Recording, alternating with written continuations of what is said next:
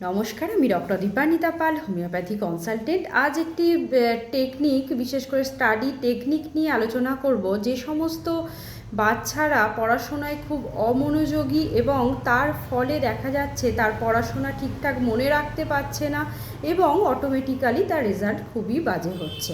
এই যে study technique সম্বন্ধে আলোচনা করব, সেটা যদি আপনার বাচ্চাদের ফলো করান তাহলে দেখবেন যে পড়াশোনা যেমন সে মনে রাখতে পারছে, তার পাশাপাশি তার রেজাল্টও ভালো হচ্ছে। সেই টেকনিকটা হচ্ছে 1-4-7।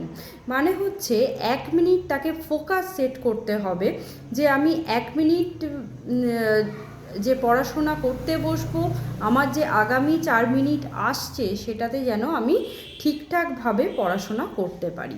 নেক্সট যে পয়েন্টটা হচ্ছে আপনাদের 4 মিনিট তাকে একদম মনোযোগ সহকারে পড়তে দিতে হবে। তার মধ্যে কোনো টিভি, মোবাইল বা কোনো ডিভাইস তার কাছে একদমই আপনারাও যেমন চালাবেন না, তার পাশাপাশি সেও যেন না চালায়। এই যদি আপনারা মোবাইল দেখে সে স্টাডি যখন করছে, তাহলে কিন্তু তার একটা মাইন্ডটা ডাইভার্টেড হবে।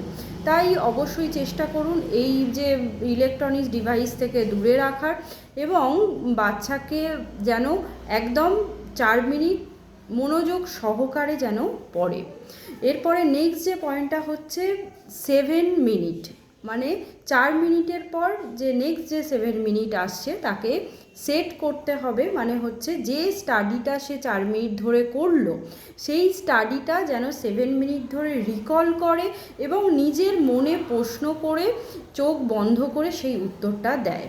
তাহলেই দেখবেন এই যে 1-4-7 এই যে আমি ডিভিশন করে বললাম, সেটা যদি বারবার করে তাহলে দেখবেন তার একটা মাইন্ডে ওই যে বিষয়টি নিয়ে সে 4 মিনিট পড়েছে সেটা কিন্তু তার মেমারিতে সেট হয়ে যাচ্ছে।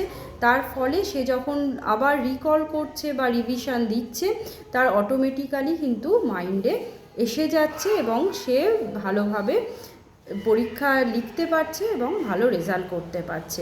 এর পাশাপাশি যেটা করবেন সেটা হচ্ছে আপনাদের এই টেকনিকটা পড়াশোনার ক্ষেত্রে ফলো করলে তার পাশাপাশি অবশ্যই লেখাটা লিখতে হবে। কারণ এই পড়া যখনই লেখা আপনারা খাতায় লেখাবেন, তাহলে কিন্তু সেই পড়াটা কিন্তু অনেক দিন ধরে তার মেমারিতে থাকবে এবং সেটা যদি যখনই আপনি কোশ্চেন করবেন সে ঠিক আনসার দিয়ে দিতে পারবে। এইভাবে তার মাইন্ডটাকে আস্তে আস্তে সেট করুন, তাহলে দেখবেন আস্তে আস্তে সে কিন্তু আবার পড়াশোনায় ভালো করছে এবং ভালো রেজাল্টও করছে। এই টেকনিকটা অবশ্যই ফলো করবেন। নমস্কার, সবাই ভালো থাকবেন এবং সুস্থ থাকবেন। আশা করি ভিডিওটি হেল্পফুল হবে। যদি হেল্পফুল হয়ে থাকে অবশ্যই আপনজনদের মধ্যে শেয়ার করবেন এবং পেজটিকে ফলো করে রাখবেন। ভালো থাকবেন।